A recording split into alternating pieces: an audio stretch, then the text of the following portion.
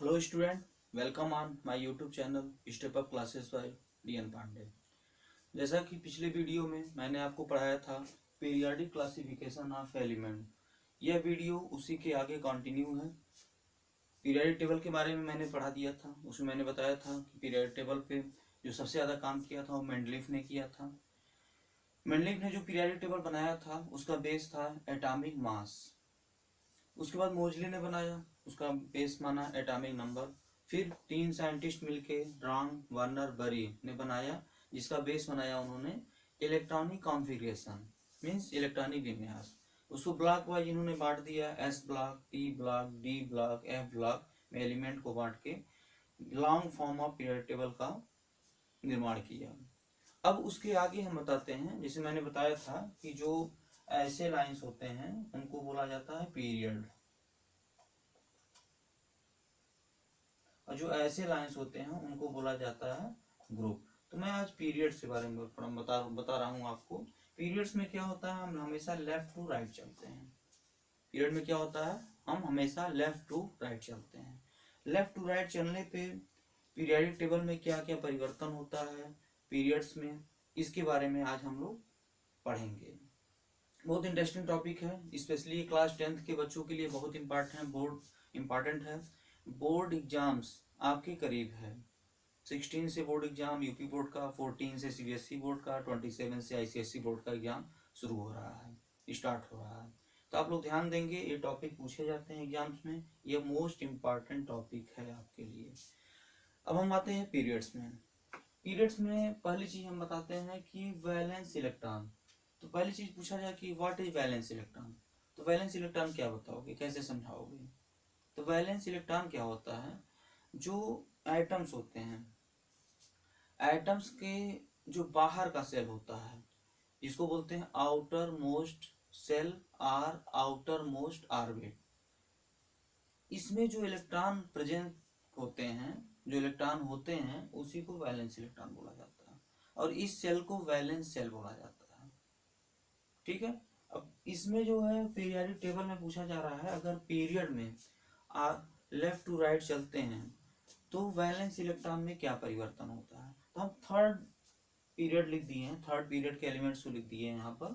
Sodium, magnesium, aluminium, silicon, phosphorus, sulphur, chlorine, argon. Sodium का atomic number होता है 11। Electronic configuration करेंगे 281। इसमें देखा जाए कितने इलेक्ट्रॉन है, 1। आउटर मोस्ट सेल में यहाँ पर कितने इलेक्ट्रॉन है, 1। मैग्नीशियम का atomic number 12। Electronic configuration 282। Outer most shell में कितने इलेक्ट्रॉन है, 2। इस तरह एल्युमिनियम का एटॉमिक नंबर 13 होता है, वैलेंस इलेक्ट्रॉन कितना हो गया, 3।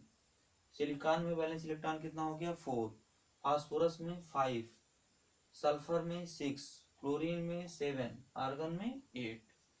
तो अगर पूछा जाए लेफ्ट टू राइट पीरियड में जाने पर वैलेंस इलेक्ट्रॉन में क्या चेंजिंग होती है, वैलेंस इलेक्ट्रॉन में क्या परिवर्तन होता है, तो आप बताएंगे वैलेंस इलेक्ट्रॉन 1 से बढ़कर 8 हो जाते हैं। 1 से बढ़कर क्या हो जाते हैं, 8 हो जाते हैं। 1 2 3 4 5 6 7 8 हो जाते हैं। तो यह परिवर्तन होता है इसमें। अब आते हैं दूसरे टॉपिक पे, वैलेंसी। तो वैलेंसी क्या होता है, पूछा जाए वैलेंसी क्या होता है, व्हाट इज वैलेंसी। तो वैलेंसी मैंने आपको पहले ही बताया था कि अपना अपडेट कंप्लीट करने के लिए इलेक्ट्रॉन अपने स्टेबिलिटी को बनाने के लिए, इलेक्ट्रॉन जितने इलेक्ट्रॉन का ट्रांसफर करता है, ट्रांसफर मतलब डोनेट करता है या एक्सेप्ट करता है और शेयरिंग करता है, वही उसकी क्या करता कहलाती है, वैलेंसी कहलाती है।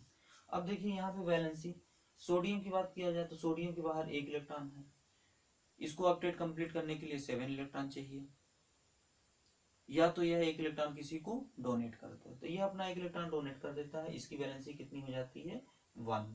ये भी अपना 2 इलेक्ट्रॉन डोनेट कर देता है, इसकी वैलेंसी हो जाती है 2। यह अपना 3 इलेक्ट्रॉन डोनेट कर देता है, इसकी वैलेंसी हो जाती है 3। यह 4 वाला जो 4 वाला है, यह अपना इलेक्ट्रॉन शेयरिंग करता है, 4 इलेक्ट्रॉन खुद का है और 4 इलेक्ट्रॉन क्या करता है, शेयरिंग करता है, तो इसकी वैलेंसी कितनी हो जाती है, 4।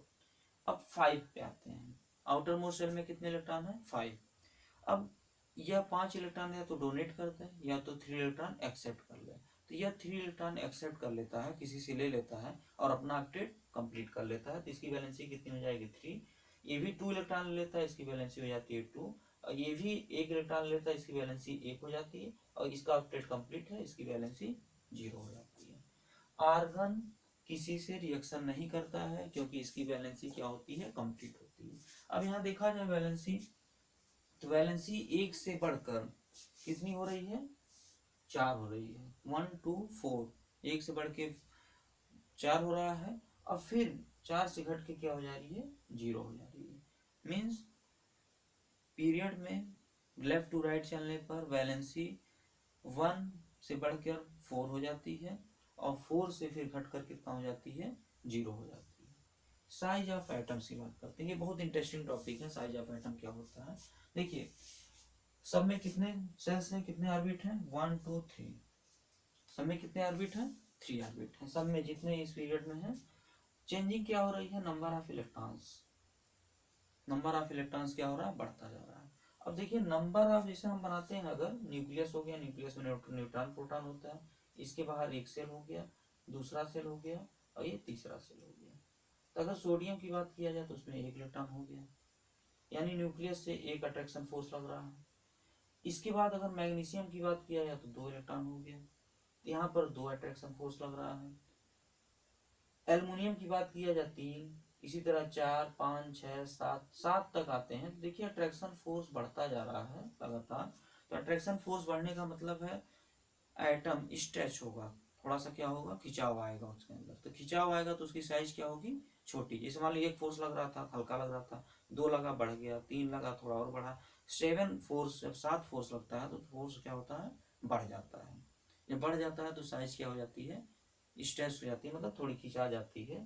तो यहाँ पर साइज क्या होती है, डिक्रीज करती है। लेफ्ट टू राइट जाने पर साइज क्या होती है, डिक्रीज करती है।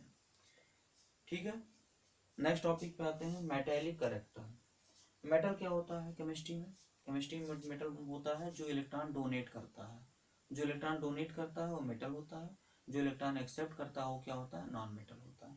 तो यहाँ पर देखा जाए तो सोडियम बहुत अच्छा मेटल कहलाएगा, क्लोरीन बहुत अच्छा नॉन मेटल कहलाएगा। तो मेटेलिक प्रॉपर्टी क्या हो रही है, डिक्रीज कर रही है। मेटेलिक प्रॉपर्टी क्या हो रही है, डिक्रीज कर रही है। पीरियड्स में लेफ्ट टू राइट जाने पे मेटेलिक प्रॉपर्टी क्या हो रही है, डिक्रीज हो रही है, और नॉन मेटेलिक प्रॉपर्टी क्या हो रही है, इंक्रीज कर रही है। नॉन मेटेलिक प्रॉपर्टी इंक्रीज कर रही है। नेक्स्ट टॉपिक पे आते हैं, केमिकल रिएक्टिविटी। केमिकल रिएक्टिविटी देखा जाए तो 1 to 4 डिक्रीज हो रही है। वैलेंसी जहाँ 1 से लेकर 4 तक है, 1 से लेकर 4 तक है, वहाँ डिक्रीज कर रही है।